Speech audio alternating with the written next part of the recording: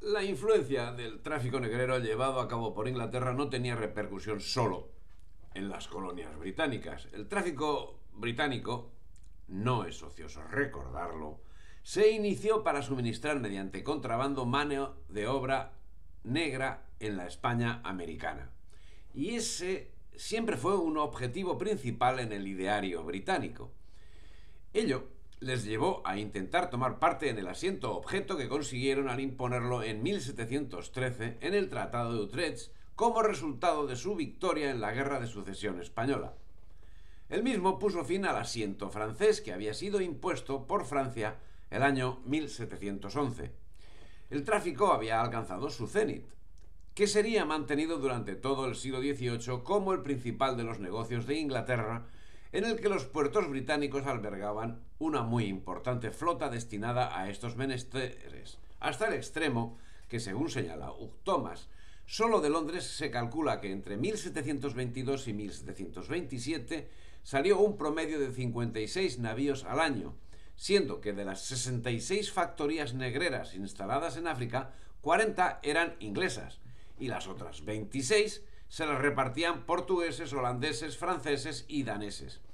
Pero la importancia del tráfico se extendía a la propia metrópoli, siendo que no existía en Inglaterra una ciudad industriosa que no estuviese relacionada directamente con el tráfico de esclavos. Incluso la venta de esclavos era pública en Inglaterra hasta 1672, cuando hubo un mercado para... en 1672 hasta 1672, perdón, hubo mercado para el servicio doméstico. Solo los buques ingleses transportaron 2 millones de esclavos africanos a América del Norte entre los años 1680 y 1786. Se puede decir que ya en estos momentos todo el mundo económico británico dependía de la trata y de la explotación de esclavos en las plantaciones azucareras, algodoneras o tabaqueras, representando la base sobre la que finalmente sería llevada a cabo la revolución industrial. Y es que en esos momentos aproximadamente la mitad del PIB del momento dependía de la esclavitud, siendo que aproximadamente el 15% del esfuerzo de sus astilleros y sus productores de los diversos avituallamientos dependían del suministro a la población esclava.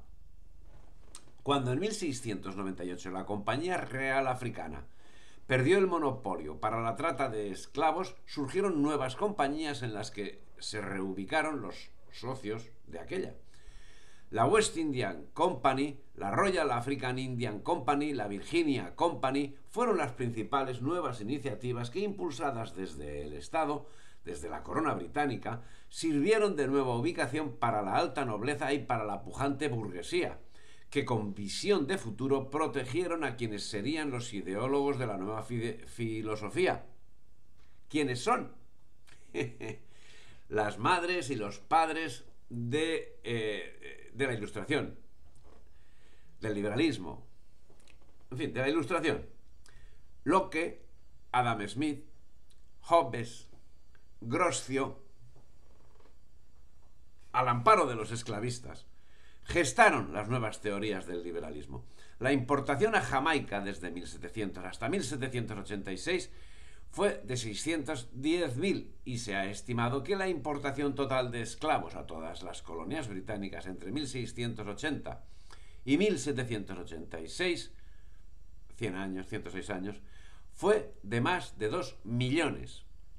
Estas compañías estaban dotadas de autonomía propia con potestad para aplicar justicia y para tratar negocios multilaterales y, por supuesto, para apoderarse de territorios. Por su parte, en el comercio triangular, los productos obtenidos en las colonias llegaban a la metrópoli, desde donde se distribuían a los mercados de Inglaterra, Francia y Holanda, lugares donde asimismo la dependencia del esclavismo era más que manifiesta.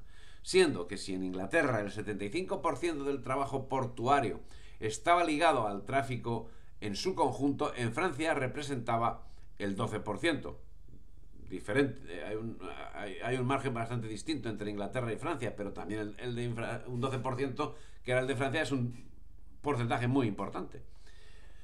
En este periodo, el consumo anual de azúcar en Inglaterra pasó de 2,7 kilos por habitante en 1710 a 10 kilos y medio en los años 70. Y comenzó a generalizarse el uso del té, del café, del chocolate y del tabaco. Y la banca, inexorablemente, estaba detrás de todas las operaciones, tanto de movilidad de esclavos como de adquisición y puesta en cultivo de terrenos. Con el inmenso capital acumulado posteriormente, financiarían la revolución industrial. La eclosión del liberalismo era ya manifiesta.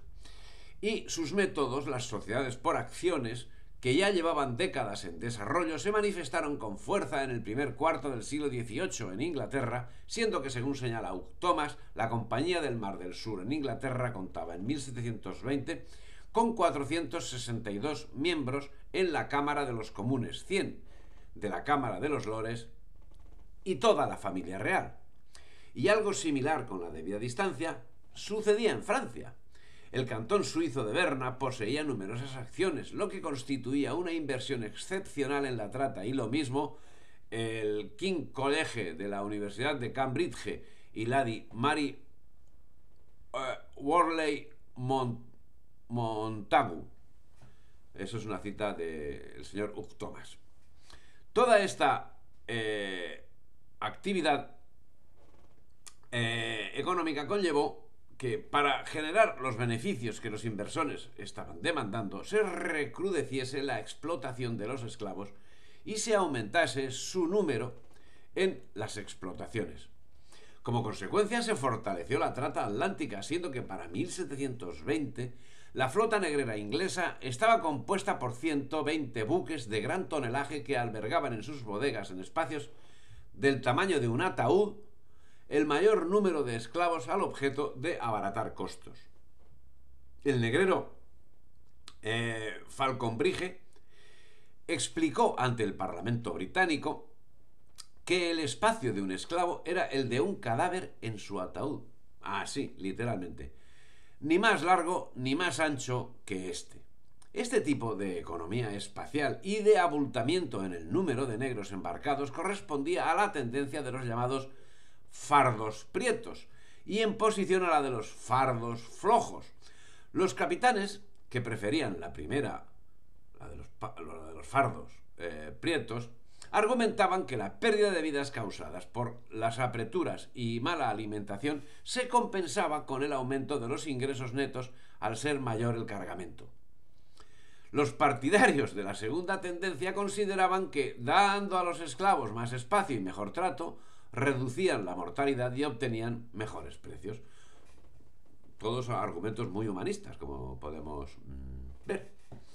Pero ese abaratamiento de costes comportaba el incremento de la mortandad en la población esclava y en las tripulaciones de los barcos, cuyas condiciones diferían poco, muy poco, de las condiciones que padecían los esclavos.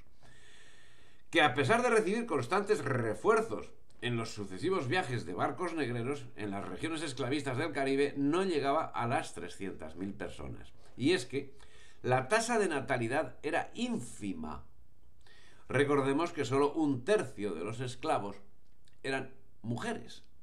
Y sin embargo, la tasa de mortandad era elevadísima como consecuencia del maltrato recibido y del exceso de trabajo. Una regla de la época formulada por el hacendado de Barbados Edward Littleton era que un hacendado con 100 esclavos necesitaba comprar 8 o 10 al año para mantener activo su capital.